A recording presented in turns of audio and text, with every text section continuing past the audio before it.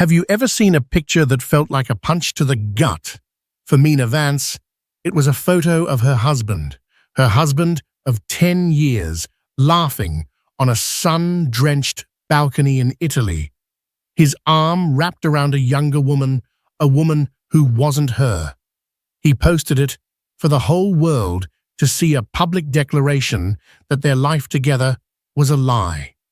While he was building a new life on the ruins of their marriage, he probably thought she was at home shattered. He was right.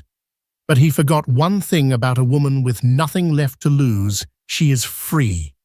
And he never imagined she would return to the very same place, not as a ghost of the past, but as the star of a future he could only dream of, on the arm of a man who could buy his entire world with pocket change.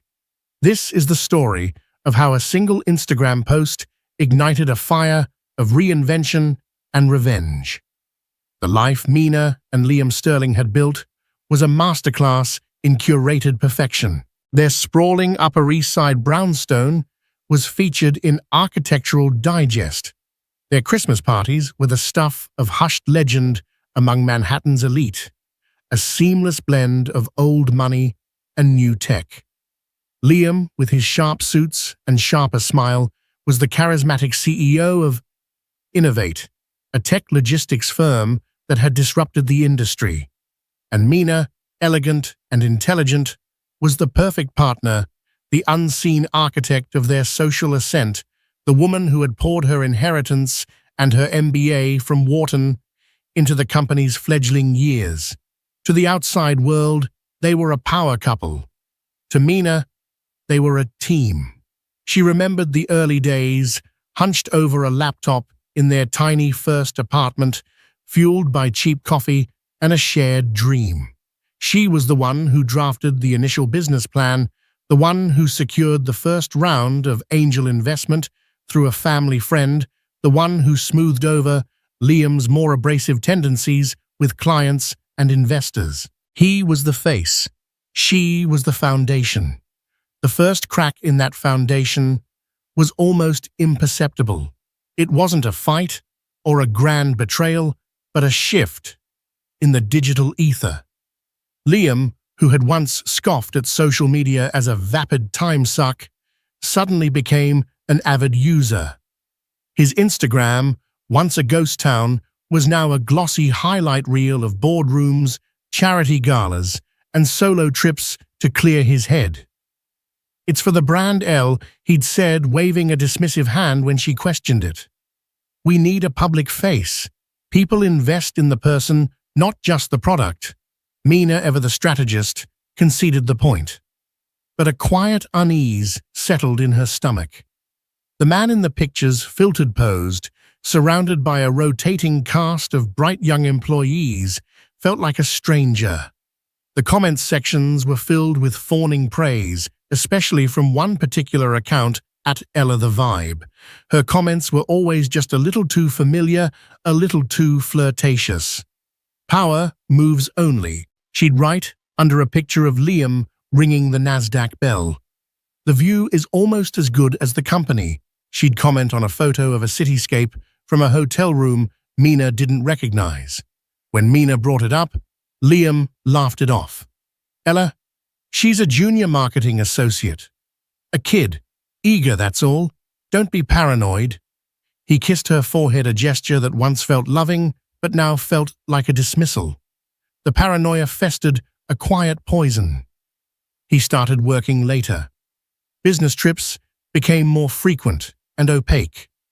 The easy intimacy they once shared was replaced by a polite distance, punctuated by expensive gifts that felt more like hush money than tokens of affection.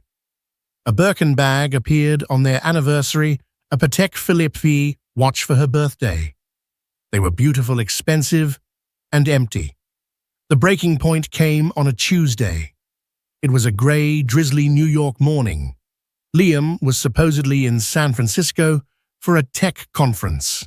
Mina was scrolling through her phone, a mindless habit, when a post from Ella stopped her breath. It wasn't a comment. It was a picture. The sun was impossibly bright, glinting off a turquoise sea.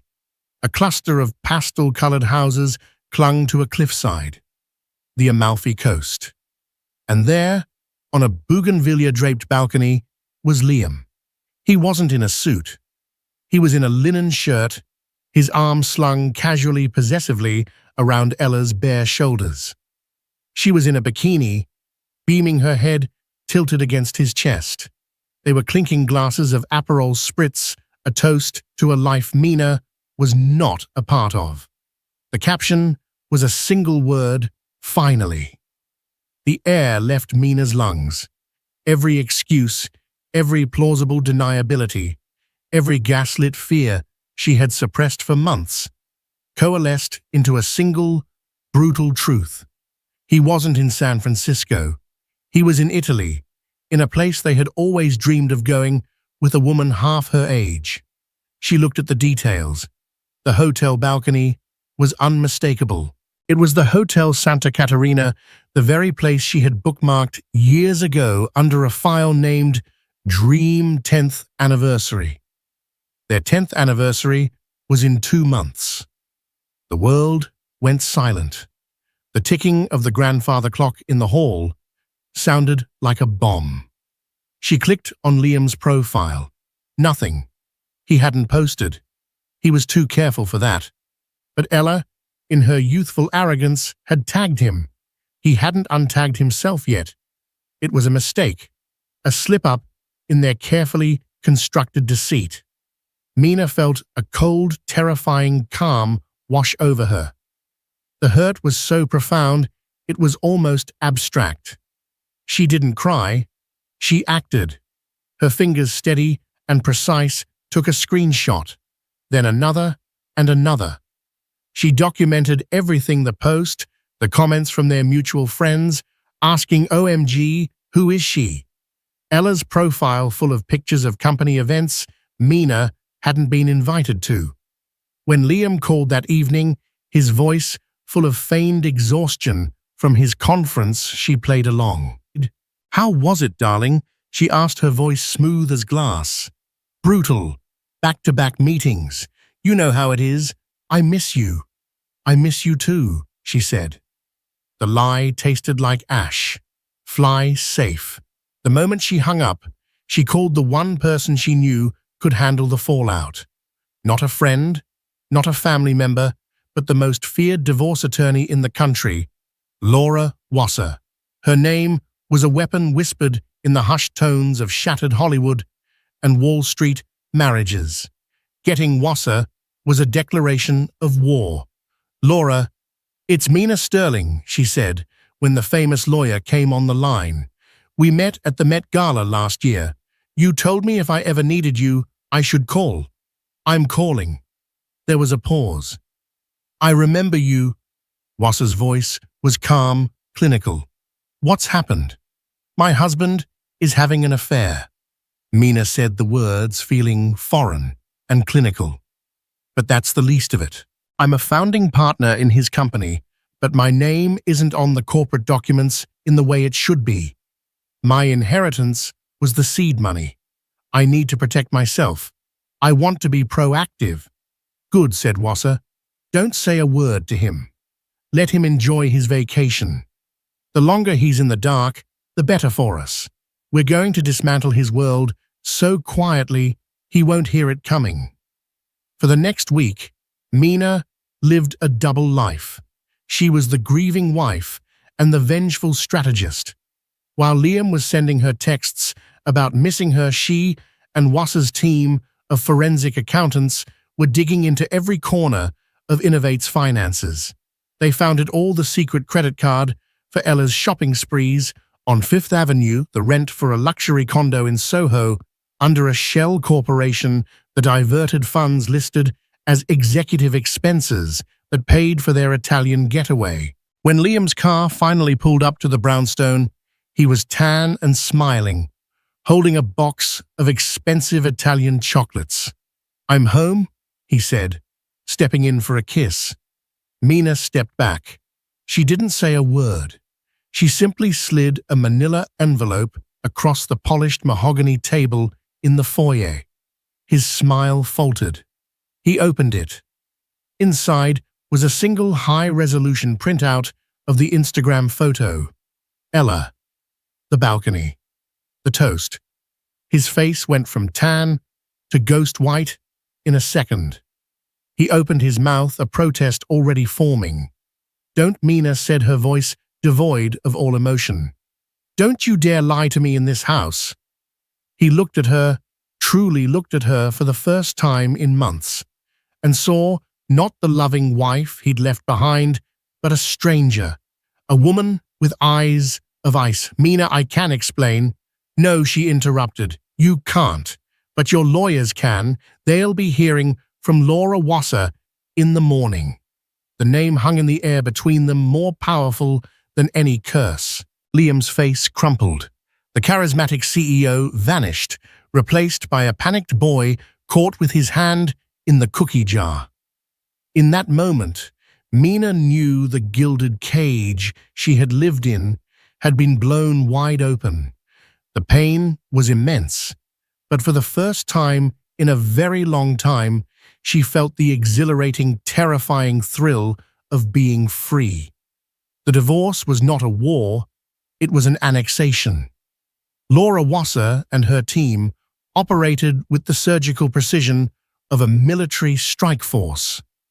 Liam, accustomed to being the smartest person in any room, was hopelessly outmaneuvered. His attempts at charm and intimidation bounced harmlessly off Wasser's ironclad professionalism.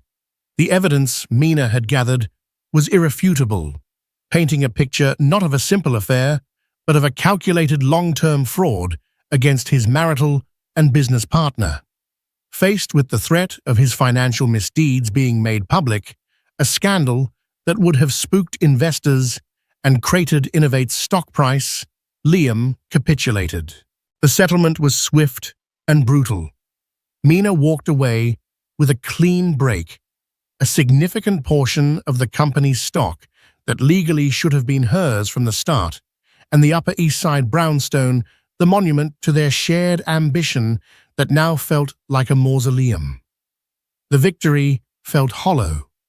The day the papers were signed, Mina walked through the silent, cavernous rooms of the house. The Architectural Digest spread was still on the coffee table, a cruel reminder of a life that had been a lie. She had won the battle, but she was left surveying an empire of ashes. Her life, as she knew it, had been incinerated. In the vacuum that followed, social media became her tormentor. Liam and Ella, free from the need for secrecy, launched a full-scale assault of curated bliss. Their engagement was announced via a People magazine exclusive. The headline reading, "Tech mogul Liam Sterling finds true love." The article painted Ella as his muse, the vibrant force who inspired him to live authentically. Mina wasn't mentioned by name, merely alluded to as the amicable end of a previous chapter. Amicable. The word was a hot poker to her soul. Every post was a carefully aimed dart.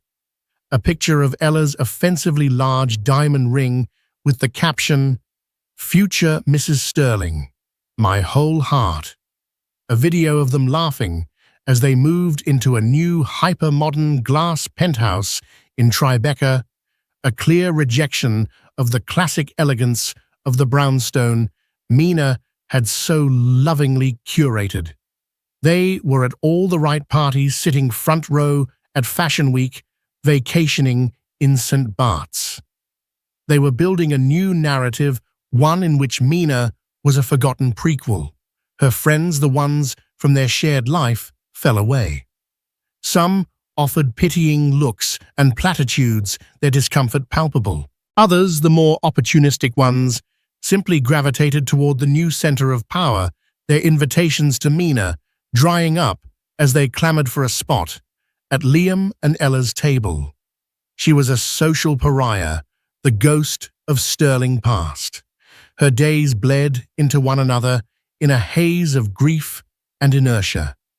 She'd wake up late, the silence of the house pressing down on her. She'd scroll through Instagram, a masochistic ritual of self-flagellation. She'd see Ella wearing a dress Mina had picked out for a gala, or Liam toasting with the very investors Mina had won over. Each image was a confirmation of her deepest fear that she was replaceable, that her decade of work, love, and sacrifice had amounted to nothing. She had been the scaffolding, and now that the building was complete, she had been dismantled and discarded. The nights were the worst. Sleep offered no escape, her dreams haunted by the ghost of their shared laughter, the phantom feeling of his hand in hers. She'd wake up with her heart pounding, reaching for the empty space beside her in the king-sized bed. The pain was a physical thing, a crushing weight on her chest. One rainy Thursday, huddled under a cashmere throw in her cavernous living room, she hit rock bottom. Ella had posted a Throwback Thursday photo. It was a picture of Liam from 5 years prior at the company's first major product launch. Mina had taken that photo. She remembered the feeling of pride that had swelled in her chest as he spoke, the way his eyes had searched for hers in the crowd. In Ella's post, the context was rewritten. The caption read, "Even back then, you were a superstar. So proud to be on this journey with you. #innovate, #couple goals, on this journey with you." The audacity of it, the sheer historical revisionism, broke something in Mina. The grief that had paralyzed her for months finally curdled into a white-hot rage. She wasn't just sad anymore. She was furious. Furious at Liam for his betrayal, furious at Ella for her smug theft of a life she hadn't earned, but most of all, furious at herself for letting them reduce her to this, a spectator of her own erased history. She hurled her phone across the room, watching it clatter against the marble fireplace. The screen spiderwebbed, but didn't break, a fitting metaphor for her own state. Damaged, but not destroyed. She stood up, her body trembling with a new, unfamiliar energy.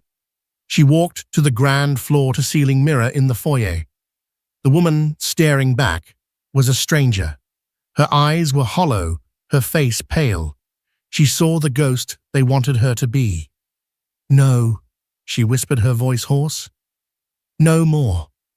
It wasn't a shout, but it was the most powerful word she had ever spoken. It was a promise, a vow. They would not get to write her ending. They had taken her past, but she would be damned if she let them take her future too. She walked to the kitchen and poured the dregs of an expensive bottle of wine down the sink. She went to her office, a room she hadn't entered since the divorce, and looked at the Wharton diploma on the wall. She had been a strategist, a builder, a kingmaker. That woman was still in there, buried under layers of heartbreak and humiliation. She picked up her shattered phone and made a call, not to a friend, but to a former business school classmate who now ran a high-end art consultancy. "Celeste, it's Mina Sterling," she said, then corrected herself, the new words feeling both strange and powerful. "Actually, it's Mina Vance. That was my name before. I think I'd like to use it again."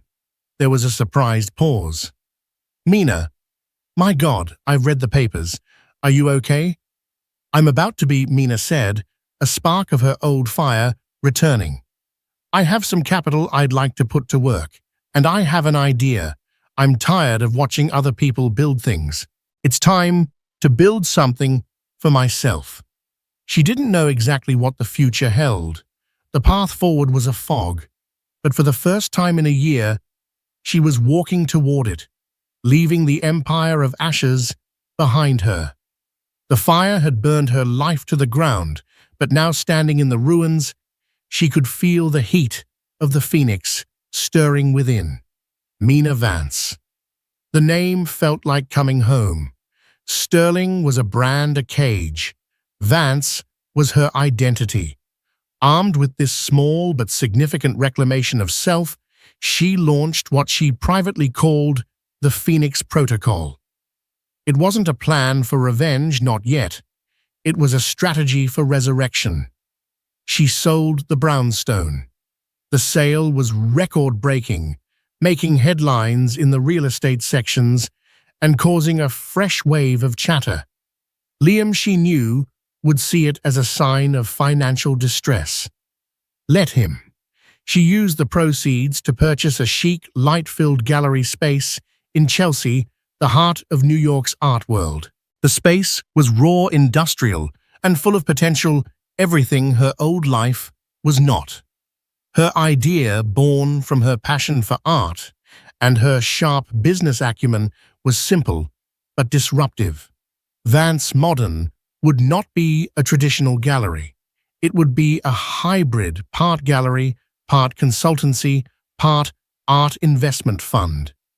She would use her eye for talent to discover emerging artists, her Wharton training to build their brands, and her capital to invest directly in their careers, taking a stake in their future success rather than just a commission on a sale. She was creating a new ecosystem, one built on partnership, not just transaction. The first few months were a grueling, exhilarating blur. She poured every ounce of her energy into the project. She traded her designer gowns for jeans and work boots, her days filled with studio visits in dusty Brooklyn lofts, negotiations with contractors, and marathon sessions building financial models. The grief hadn't vanished, but it was no longer the center of her universe. It was now fuel, a fire in her belly that pushed her to work harder, to be smarter, to build something so undeniable it would eclipse the shadow of her past. Her former social circle watched from a distance, skeptical. Poor Mina, having a little hobby to keep her busy, was the general consensus, whispered over brunch at Balthazar. They didn't see the fierce intelligence in her eyes or the relentless determination that propelled her forward. They saw a fallen woman playing shop. The turning point came during a trip to Art Basel in Miami. She was there to scout talent, moving through the chaotic energy of the convention center with a focused intensity. She was studying a striking, large-scale abstract painting by an unknown Brazilian artist when a low, resonant voice spoke beside her. He's using a fascinating impasto technique, almost sculptural. But the color palette is what truly elevates it. It's desperate but hopeful. Mina turned. The man standing next to her was tall, with salt and pepper hair and eyes of a startling, intelligent blue. He was dressed in a simple, impeccably tailored linen suit that spoke of effortless wealth. He wasn't looking at her, but at the canvas, his focus absolute. There was a palpable aura of calm, centered power around him. "I agree," Mina said, her voice finding its professional footing. Most artists would have used a warmer tone to counterbalance the texture, but his choice of cool blues and stark whites creates a tension. It's what makes the piece so compelling. He finally turned his gaze from the painting to her, a flicker of surprise in his eyes. "You're not just looking, you're seeing," he said, a small, appreciative smile touching his lips. He extended a hand. Julian Croft. The name registered instantly. Julian Croft wasn't just wealthy, he was a titan, a self-made billionaire who had revolutionized the renewable energy sector. He was famously private, almost reclusive, known more for his brilliant mind and quiet philanthropy than for any flashy displays of wealth. He was the antithesis of Liam Sterling. "Mina Vance," she replied, shaking his hand. His grip was firm, his focus entirely on her. It was a strange feeling to be seen, truly seen, by a man of his stature. "Vance," he mused, his blue eyes searching her face.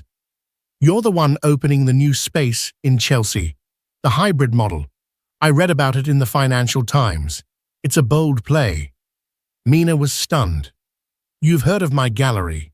I make it my business to know about bold plays, he said.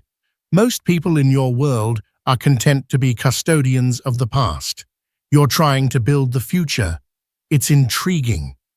They talked for over an hour, weaving through the crowded aisles of the art fair. Their conversation flowed effortlessly from art to economics, from the psychology of collecting to the future of sustainable technology. He listened more than he spoke, asking sharp, insightful questions that pushed her to articulate her vision with more clarity than ever before. He wasn't flirting. He was dissecting her business plan, testing its strength, and in the process, validating it. He wasn't interested in her past, in the gossip columns or the scandalous divorce. He was interested in her mind. For Mina, who had spent the last year feeling like a footnote in another person's story, it was like drinking water after years in a desert. As the fair was winding down, he paused before a sculpture. I have a proposition for you, Ms. Vance, he said, turning to her. My corporate headquarters in London is undergoing a redesign. The lobby is, to put it mildly, soulless. I need a collection that reflects the company's ethos, innovation, disruption, and forward thinking. I want you to curate it. Mina's heart hammered against her ribs. This wasn't just a sale. It was a commission of a magnitude that would instantly put Vance Modern on the map. It was the kind of career-defining project she had only dreamed of. But I haven't even officially opened yet, she said, her voice betraying a hint of her shock. I'm not investing in your gallery, Julian said, his gaze steady and unwavering. I'm investing in your eye. I'm investing in you. Do we have a deal? He didn't offer to have his people call her people. He took out his phone and handed it to her. Put your number in. Let's have dinner tonight to discuss the brief. That evening over dinner, at a quiet, hidden restaurant in South Beach, Mina, she felt a tectonic shift in her life. It wasn't just about the business opportunity, as monumental as it was. It was the feeling of being recognized for her intellect and her vision by someone she respected immensely. Julian Croft didn't see a broken woman. He saw a peer. As she flew back to New York the next day, flying commercial, a fact that felt grounding, she knew the Phoenix Protocol had moved into a new phase. She had laid the foundation, and now the most powerful man she had ever met had just handed her the architect's plans for a skyscraper. The ashes were far below her now, and for the first time, she could see the sky. The Julian Croft Commission was the catalyst. News of it spread through the insular art and finance worlds like a shockwave, lending Vance Modern an instant, unassailable credibility. The whispers about poor Mina died down, replaced by murmurs of reluctant admiration. The gallery's official opening was a staggering success. The art world's most influential critics, collectors, and artists filled the space, drawn in by the gravitational pull of the Croft name. But it was Mina's vision that made them stay. The inaugural exhibition, Emergence, showcased the very artists she had discovered in their humble studios. The work was bold, raw, and utterly fresh. Juxtaposed with the gallery's sophisticated minimalist design, it felt like the future. By the end of the night, every single piece had sold. Mina was no longer playing shop. She was running an empire. Her partnership with Julian was professional, yet it deepened into a genuine and profound friendship. He was a demanding client, his standards exacting, but he was also an incredible mentor. They spoke almost daily, their conversations, starting with the London project, but invariably branching out into broader discussions of strategy, market trends, and life.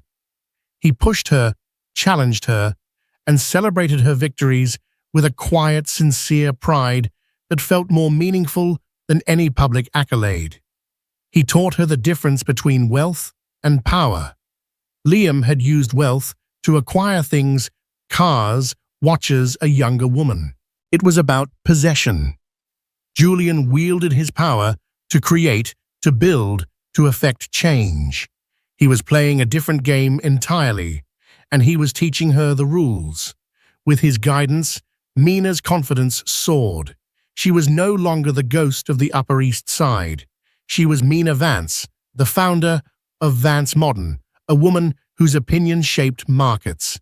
She moved with a new assurance, her style evolving from the safe classic pieces of her old life to a bold architectural elegance. She was a woman remade in her own image. The romance between them was a slow, beautiful burn, so gradual that Mina almost didn't see it happening. It wasn't built on grand, dramatic gestures, but on small moments of true connection. It was in the way he'd send her an obscure book on Bauhaus design because something in it reminded him of her, or the way she'd make him laugh with a dry, witty observation that no one else would dare to say. One evening, they were working late in her office, finalizing the layout for the London lobby. A storm was raging outside, a classic New York thunderstorm. They had ordered in sushi and were spread out over a large table covered in blueprints and art catalogues. "You've done remarkable work, Mina," Julian said, looking at her across the table. "The blueprints were forgotten. You've exceeded every expectation." "I had a good mentor," she replied, a soft smile on her lips. "I may have opened a door," he conceded, "but you were the one who had the courage to walk through it and build a palace on the other side." He paused, his blue eyes holding hers. "I find myself thinking about you often, even when we're not discussing art." The air in the room shifted. The professional boundary that had always existed between them became shimmering and translucent. "I feel the same," she admitted, her voice barely a whisper. He stood up and walked around the table, stopping before her. He didn't reach for her immediately. Instead, he gently brushed a stray strand of hair from her face, his touch sending a jolt of electricity through her. It was a gesture of such tenderness, such profound respect, that it brought tears to her eyes. "May I?" he asked, his voice low. She simply nodded, unable to speak. His kiss was not the hungry, possessive kiss of her past. It was gentle questioning, and then, as she responded, it deepened into a passionate expression of all the unspoken admiration and affection that had grown between them over the months. It was a kiss between equals, a kiss that sealed not a transaction, but a partnership of the heart and mind. Their relationship, once it crossed that line, became a source of quiet joy for both of them. They kept it intensely private, a sanctuary from the prying eyes of the world. They found their happiness not at galas or red carpets, but in stolen weekends at his secluded estate in the Hudson Valley, in cooking dinner together in her new downtown apartment, in the simple, profound pleasure of being with someone who saw and cherished the real you. Mina was finally truly happy. The pain of her past had not been erased, but it had been integrated. It was part of her story, the crucible that had forged the woman she was now. She rarely thought of Liam and Ella anymore. Their world, with its desperate need for validation and its performative happiness, seemed small and distant from the authentic life she was building with Julian. Then, one crisp autumn afternoon, the past came roaring back. She was at her desk when her phone buzzed with a notification. It was a tag on an Instagram post from one of her old society friends. The picture was of Liam and Ella clinking champagne glasses on a private jet. They both wore matching cream-colored outfits, their tans glowing, their smiles aggressively perfect. But it wasn't the picture that made Mina's blood run cold. It was the caption, written by Ella. "Off to our special place to finalize the wedding plans. 10 years in the making, a decade of dreams. Can't wait to be your wife, at Liam Sterling." Amalfi Coast, Hotel Santa Caterina. True love, 10 years in the making. The lie was so blatant, so audacious, it was breathtaking. She was co-opting Mina's history, her dreams, and packaging them as her own. And the destination, the Hotel Santa Caterina. The one place Mina had held sacred, the dream destination for her and Liam's 10th anniversary. It was a deliberate, calculated act of cruelty, a final twist of the knife to prove that they had won, that they had taken everything, even her memories. A year ago, this post would have shattered her. She would have retreated into the darkness, the pain too much to bear. But as she stared at the screen, she felt something different. The initial shock gave way to a cold, hard clarity. It was the feeling of a queen seeing her territory invaded. Julian, walking into her office, saw the look on her face. "What is it?" he asked, his voice laced with concern. She didn't say a word. She simply turned the phone around for him to see. He read the post, his expression hardening. He looked from the phone back to Mina's face, seeing the flicker of the old wound, but also the steel in her eyes. He put his hand over hers on the desk. "We can go anywhere in the world, Mina. We can go to his board of directors and show them this pathetic display, have him censured. We have a dozen moves we can make." Mina looked down at their joined hands, then back up at his face. A slow, dangerous smile spread across her lips.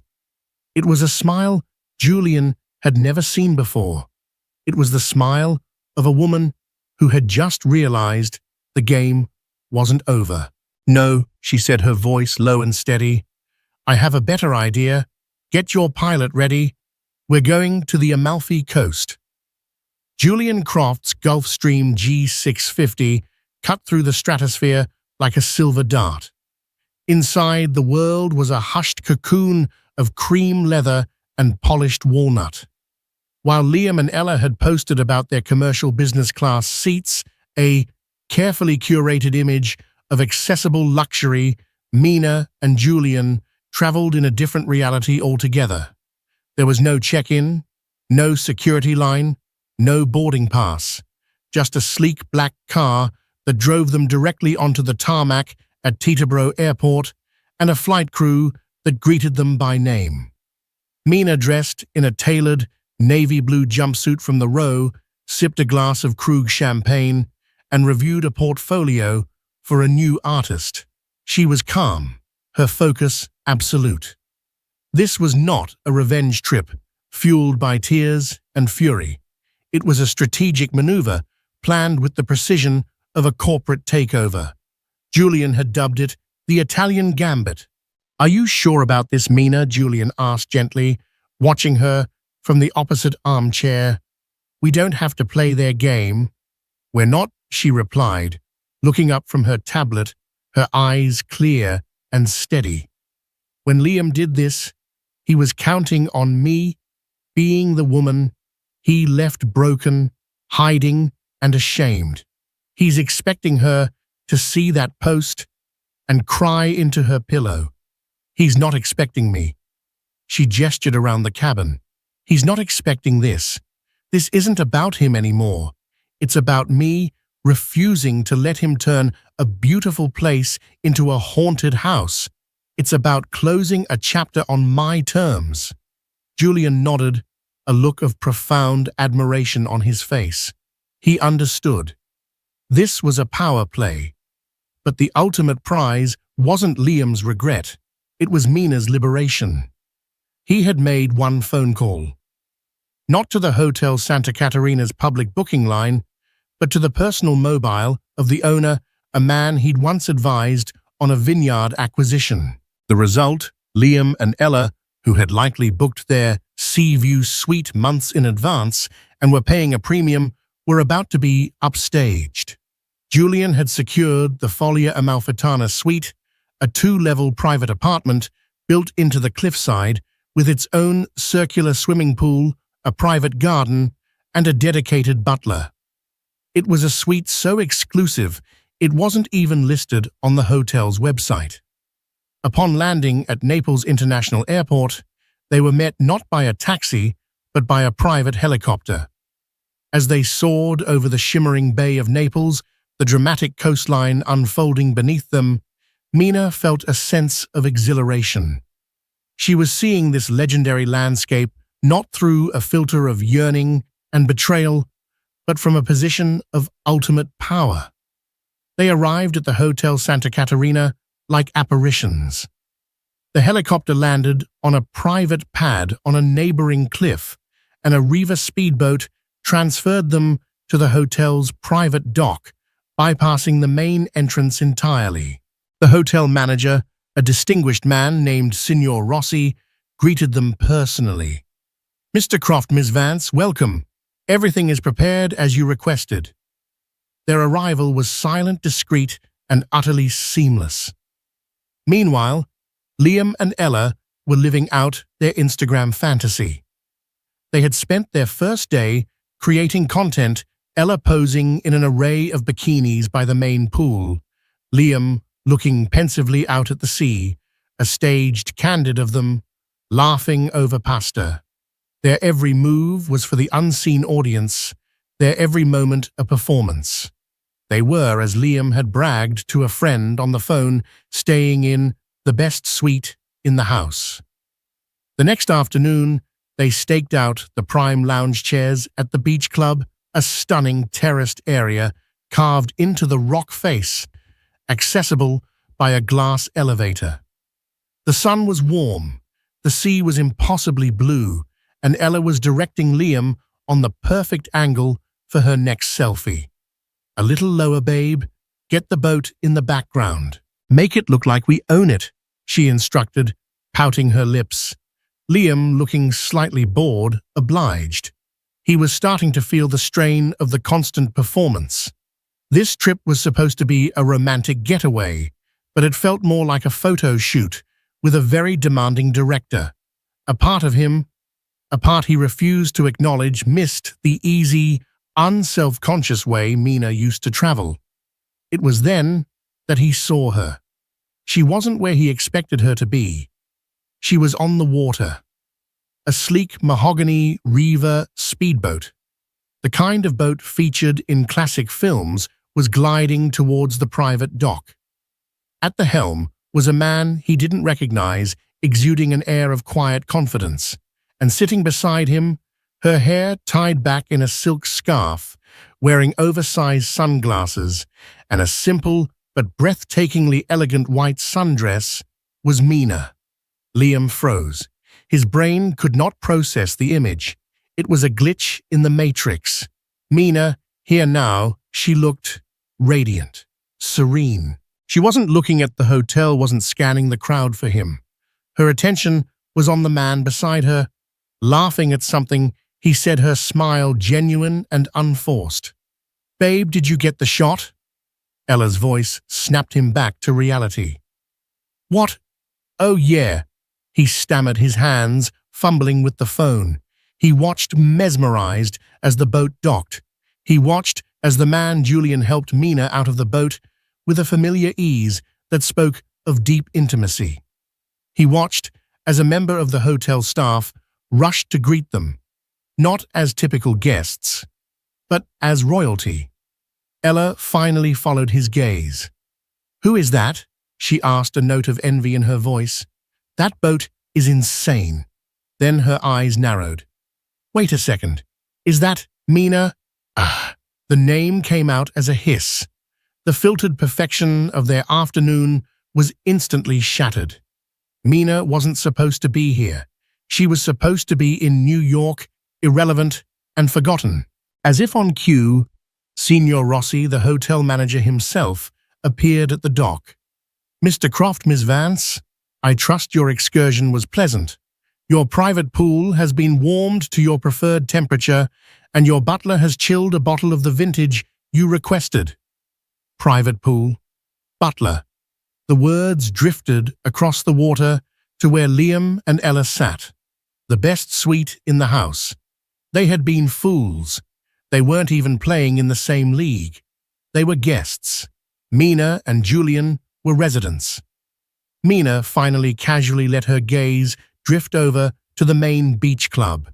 Her sunglasses were inscrutable, but her eyes met Liam's for a fleeting second. There was no anger in her look, no pain.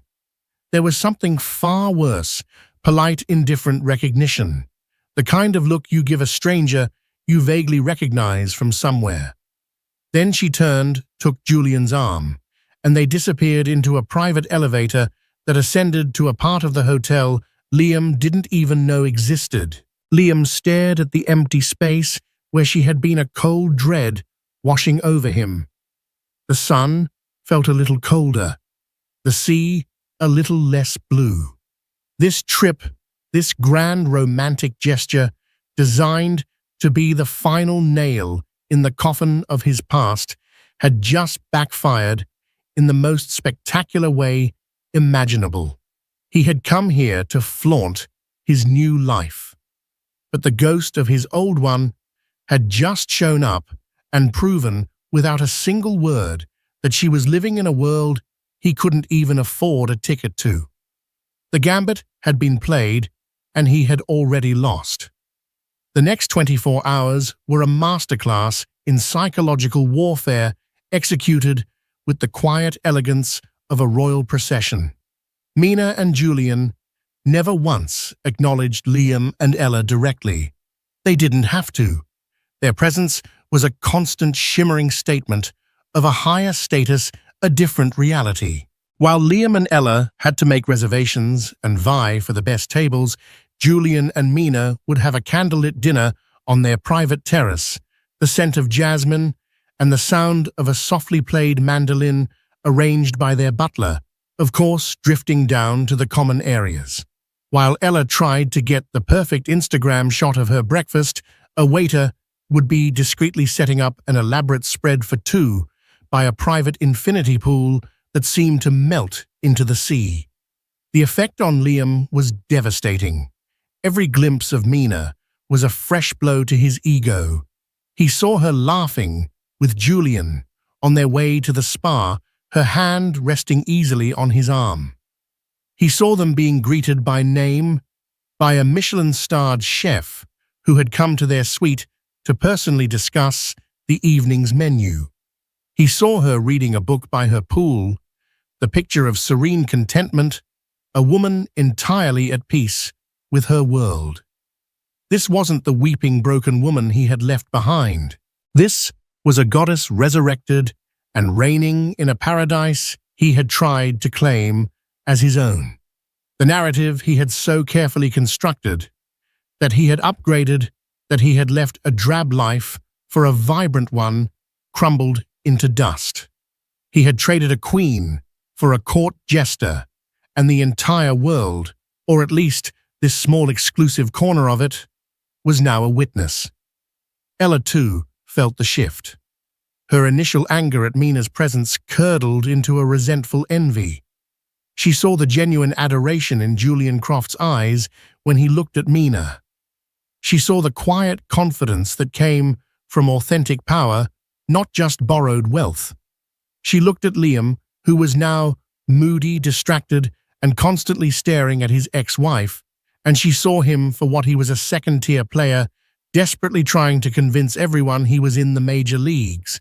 Her constant demands for photo shoots began to grate on him. "Ella, can we just put the phone away and have a normal meal?" he snapped during lunch. "I'm trying to capture the memories, Liam," she retorted, her voice shrill. "Isn't this what we came for? To show everyone how happy we are?" "Are we?" he shot back, the question hanging in the air between them, ugly and unanswered. The climax came on their final evening. Liam, desperate to reassert some form of control, managed to get a last-minute table at the hotel's famed restaurant. He was determined to have one perfect romantic dinner to salvage something from this disastrous trip. As they were seated, he saw Mina and Julian at a discreet corner table, the best in the house. They looked up as Liam and Ella approached, and for the first time, their paths directly intersected. "Liam," Mina said, her voice cool and even. It was the first word she had spoken to him. She gave him a polite nod, then her eyes flickered to Ella with a look of complete disinterest before returning to Julian. The dismissal was absolute. Liam, however, saw an opening. "Mina, fancy seeing you here. The world is small, isn't it?" he said, forcing a jovial tone. "Not really," Julian Croft interjected smoothly without standing up. His voice was quiet, but it commanded the attention of the entire patio. Some people just tend to gravitate towards the same beautiful things. His eyes were fixed on Mina as he spoke, leaving no doubt as to what or who he was referring to. Checkmate. Liam flushed, speechless. Ella stood awkwardly, her designer dress suddenly feeling cheap. Before Liam could recover, Mina delivered the final, graceful blow. She looked directly at him, a flicker of something unreadable in her eyes, not pity, but perhaps a clinical finality. "I hope you find what you're looking for, Liam, truly." Then she turned back to Julian, picked up her wine glass, and the conversation resumed as if the interruption had never happened. They were dismissed. Liam and Ella proceeded to their table and endured the most excruciatingly silent dinner of their lives. The food tasted like cardboard. Every burst of laughter from Mina and Julian's table was like a physical blow. The true unraveling began on Instagram.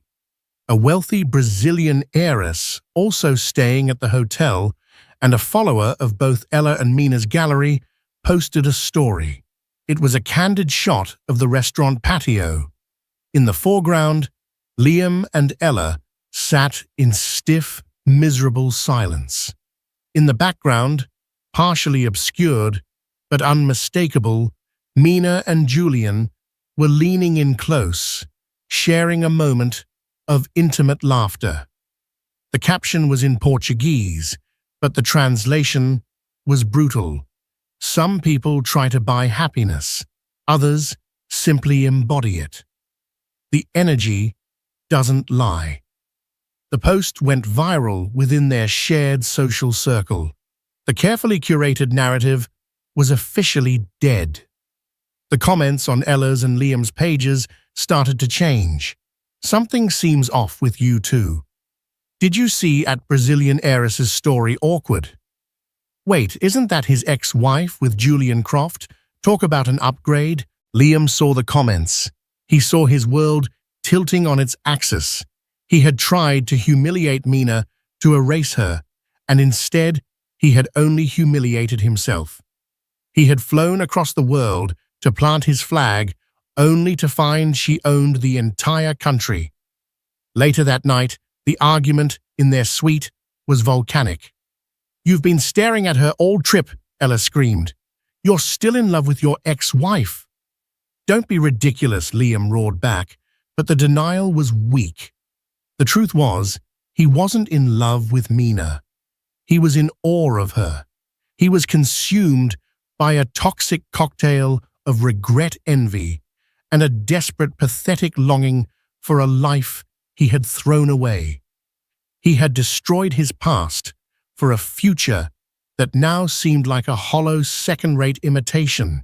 He looked at Ella, at her tear-streaked face, and her accusations, and he felt nothing but a profound, soul-crushing exhaustion. The vibe was gone. The dream was a nightmare. He had lost. The flight back to New York was as different for the two couples as their time in Italy had been. Liam and Ella flew in stony, resentful silence, the space between their business class seats feeling like a canyon. Their carefully constructed romance had fractured under the weight of jealousy and insecurity. The Amalfi Coast, which was meant to be the backdrop for their love story, had become the scene of its implosion. Meanwhile, on Julian Croft's GC650, the atmosphere was light and peaceful. As the coast of Italy disappeared below the clouds, Mina leaned her head against the soft leather of her seat and let out a long, slow breath. "It's done," she said softly. Julian reached over and took her hand. "Was it what you expected?" Mina was quiet for a moment, considering the question. "No," she said finally. "It was more. I thought I went there for him to show him what he'd lost, but standing there looking at him I realized he was irrelevant. The trip wasn't about revenge. It was about reclamation.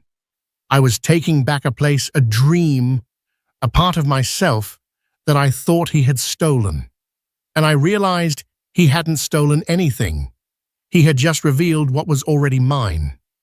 She looked at Julian, her eyes full of a love and gratitude that was deep and true.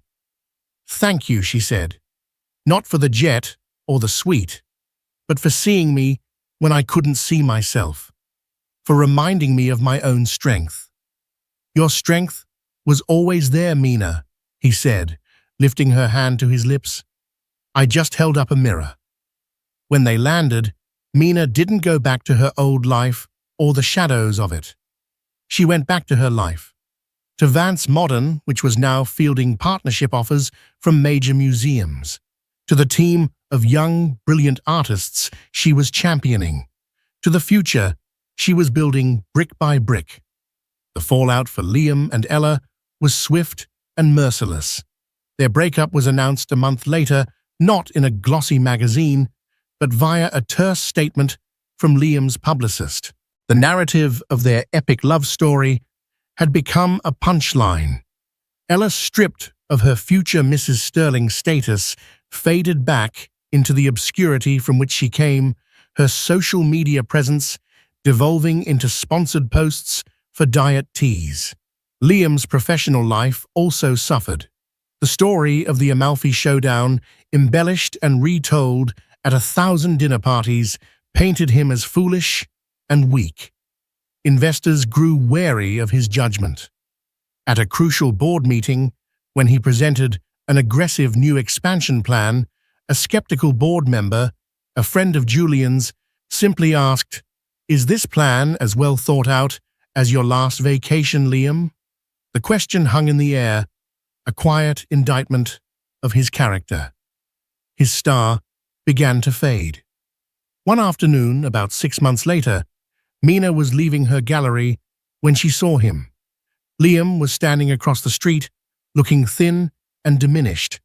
He made a move to cross towards her, a desperate, pleading look on his face. For a second, the old Mina, the one conditioned to manage his emotions, felt a tug of something, pity perhaps. But she stood her ground. She was no longer his caretaker. She simply met his gaze, held it for a beat, and gave him a small, final nod. It was not a nod of forgiveness, nor of malice. It was a nod of dismissal, a closing of the book.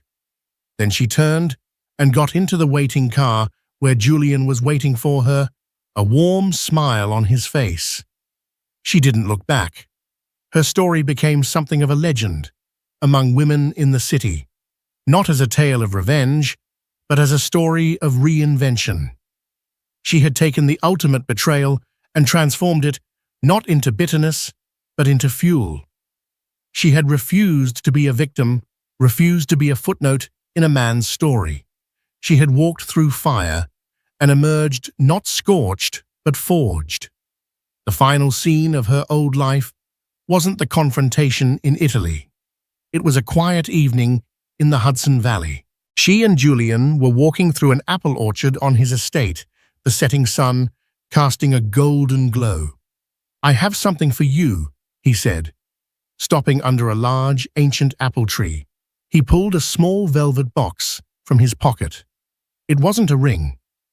Inside, nestled on a bed of satin, was a vintage compass, its brass casing warm and intricate.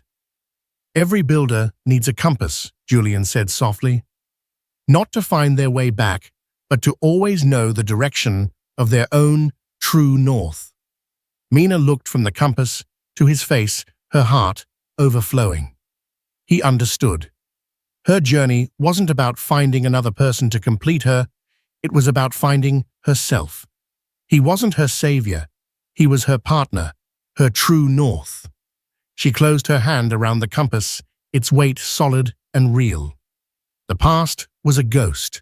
The future was an undiscovered country, and for the first time, she felt truly, completely, and gloriously free, ready to step into a new horizon that was entirely her own. Mina's story isn't just about getting back at an ex, it's about getting back to yourself. It's a powerful reminder that your worth is not defined by who you love, but by who you are. She lost a marriage, but she gained an empire, and more importantly, she gained her own soul. Her story proves that the greatest comebacks are not about revenge, but about resurrection. It's about taking the rubble of a life you thought you wanted and using it to build the foundation of a life that is authentically, powerfully yours. If her journey from heartbreak to head of the table inspired you, please give this video a like and share it with someone who needs to be reminded of their own power. Don't forget to subscribe to the channel and hit the notification bell for more stories of incredible transformations and epic triumphs. Thank you for watching.